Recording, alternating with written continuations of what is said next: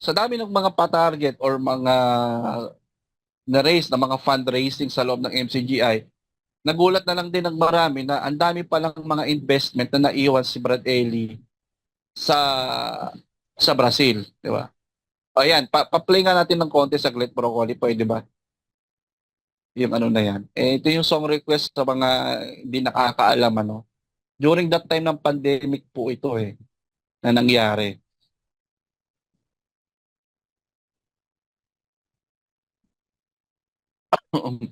East District ng Metro Manila, Brad Yuli, ay nagtulong-tulong sila na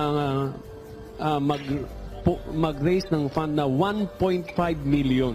Ayan, ang mga kapatid sa East District ng Metro Manila.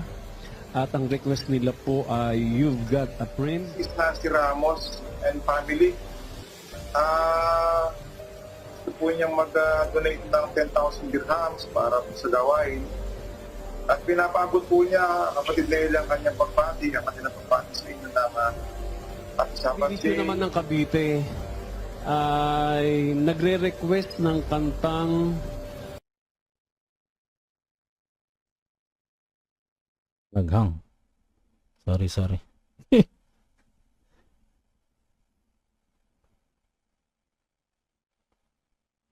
Naghang eh. Nagang. May pumipigil. Oo. May demonyo. May sumasabot tayo. Sige, hanapin lang sa Wala. page mo. Song request ko. Sige. So, yan yung yan during that time na lockdown SPBB yan, ano.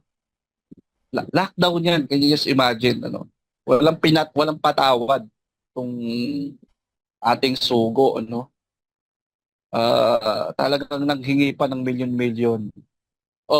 Ngayon, ang tanong ngayon, kung questionin ba natin, Broccoli, na ngayon, na saan po napunta yung pera na kolekta na yan during that time, considering nakamatayan na po ni Brad Ely.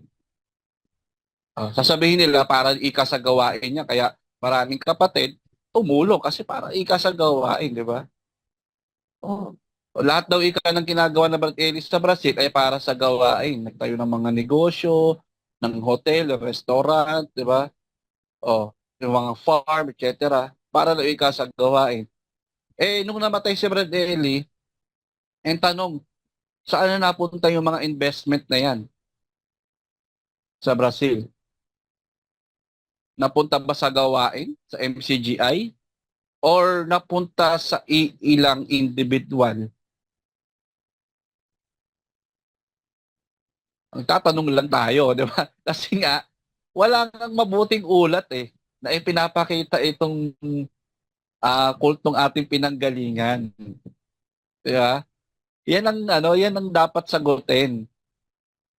May rights ba ang mga kapatid na questionin? Meron kasi maraming tumulong diyan Maraming mga kapatid diyan ang nagsakripisyo, na compromise yung kanilang mga savings, even yung future ng ilan dahil kakatuwang sa mga patarget na para sa gawain.